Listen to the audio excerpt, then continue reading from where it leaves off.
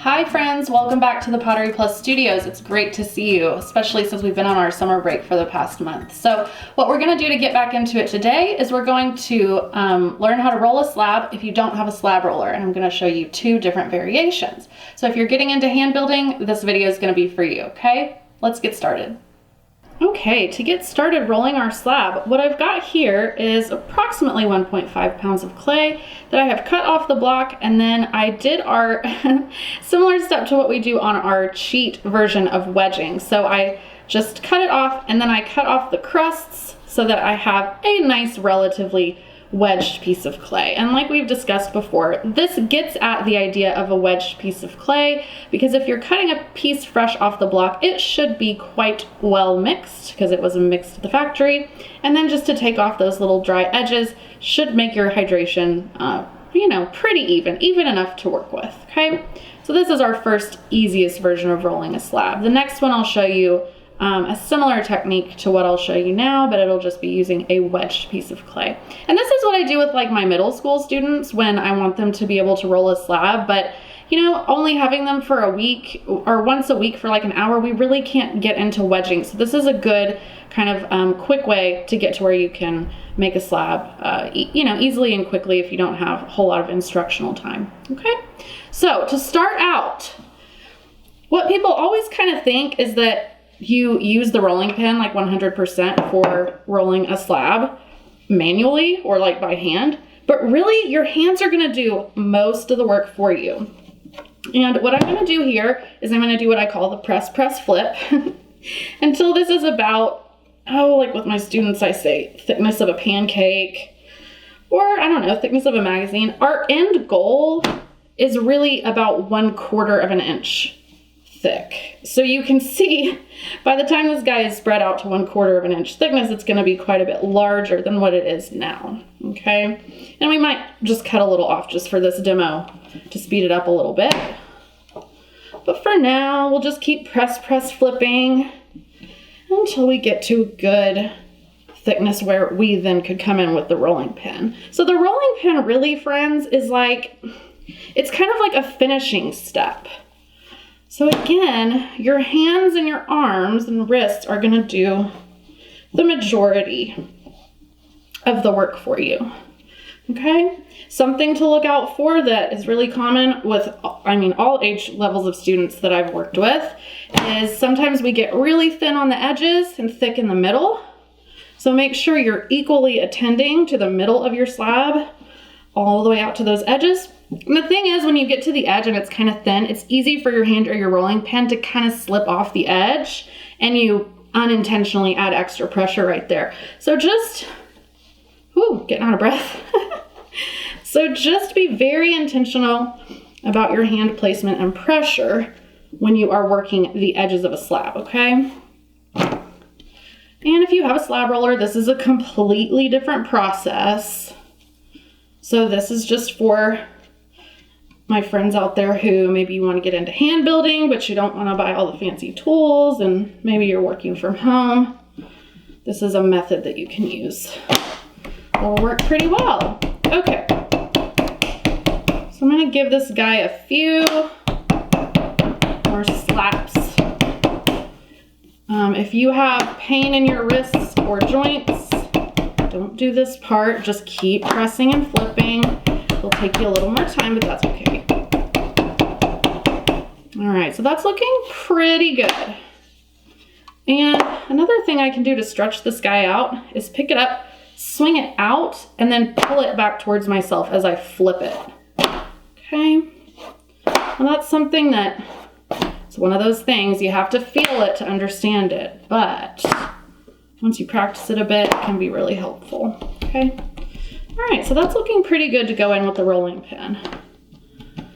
So to finish this guy up with my rolling pin, I am going to not use the handles of the rolling pin, because even though, our rolling pins are pretty sturdy, you're still going to get a slight bit more pressure out here than you do in here when you're holding it by the handles and pushing down on the handles. So instead of doing that, I always show my students just to start from the middle of your slab and roll your rolling pin away from yourself, keeping your hands in the middle and being, again, real delicate. When you get to those edges, you almost just want to push it off and let it fall, because again, that's one of those places where you can kind of crash over the edge of the slab and you'll get a really thin spot that you don't want. So again, I'm just going to keep working this like that. And the nice thing about this is if you can sort of get used to using your rolling pin like this, then if you don't have one, you can just use a wine bottle, piece of PVC pipe. You know, it doesn't have to be fancy clay tools. So if you're working with something that doesn't have handles, that's fine. Just gonna kind of work it out like this. Now, a lot of times, especially with like when I'm working with younger students, they will just kind of want to go like this. And adults too, you know, it's our natural instinct to use a rolling pin this way, so that's okay.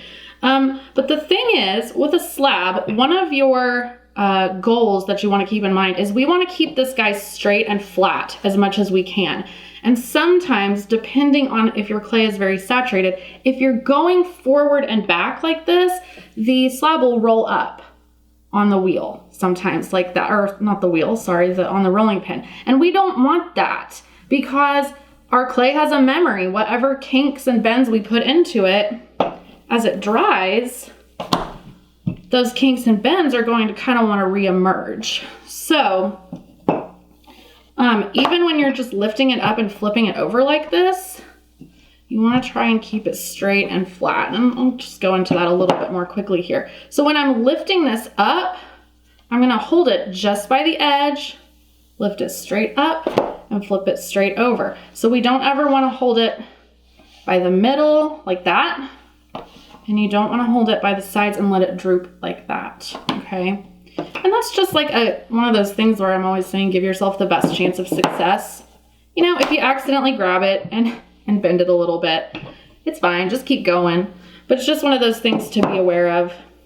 The straighter we can keep this guy, the better those clay particles are going to be all snuggled in and aligned together and stay straight for you as your piece is drying out, okay?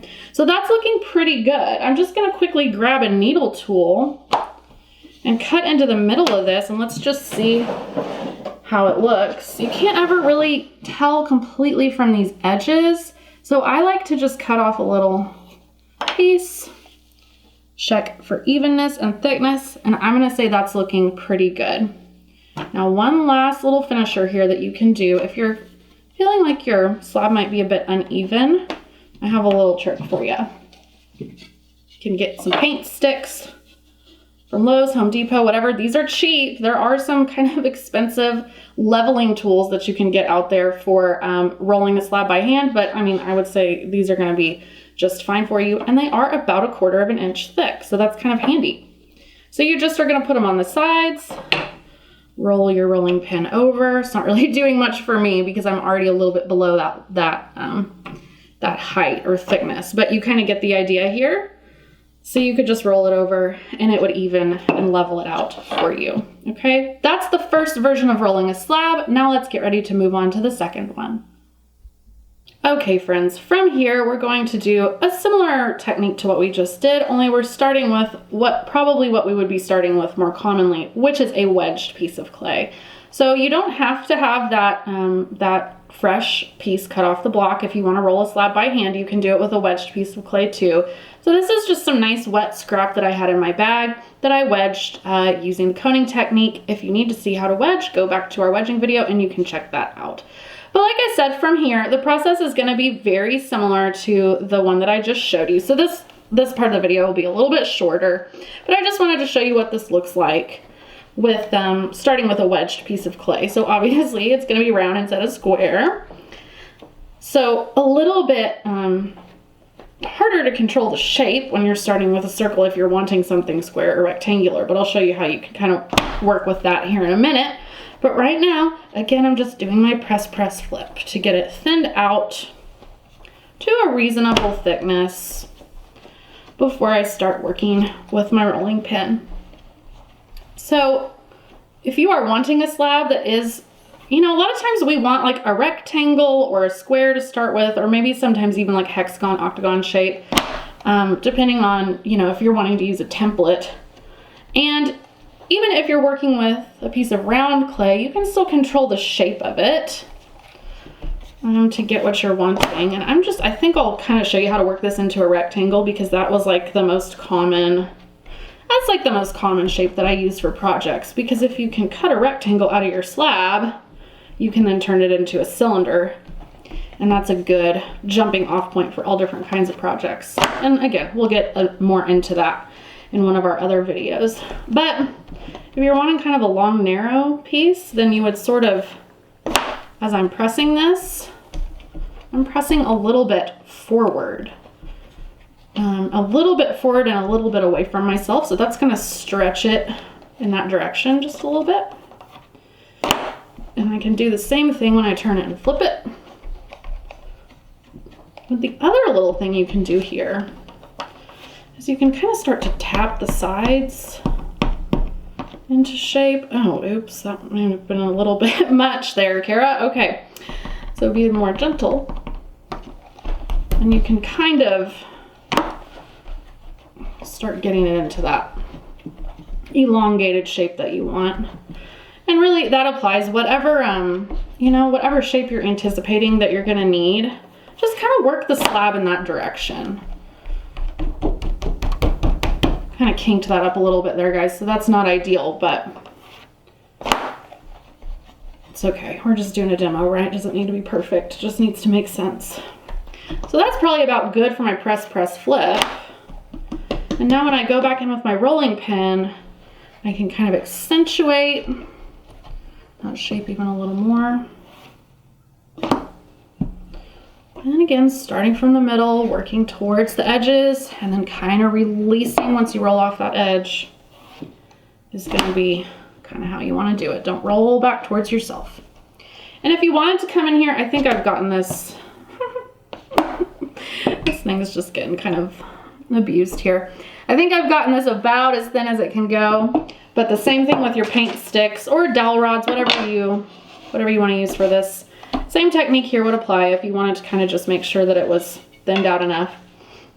I think that is going to do it. Oh, just real quickly too, that swing and kind of like sort of slap down thing, that's really good for shaping the slab too. Because the bigger it gets and the more gravity that's pulling down on it, the more it's going to pull and stretch those clay particles out. So that's a tool that you can use for shaping your slab as well, okay? All right, thanks for joining us today on Pottery Plus, and we will see you next time. I hope you found the slab demo helpful. Let us know if you have any questions, comments, or feedback. Okay, bye, have a great day.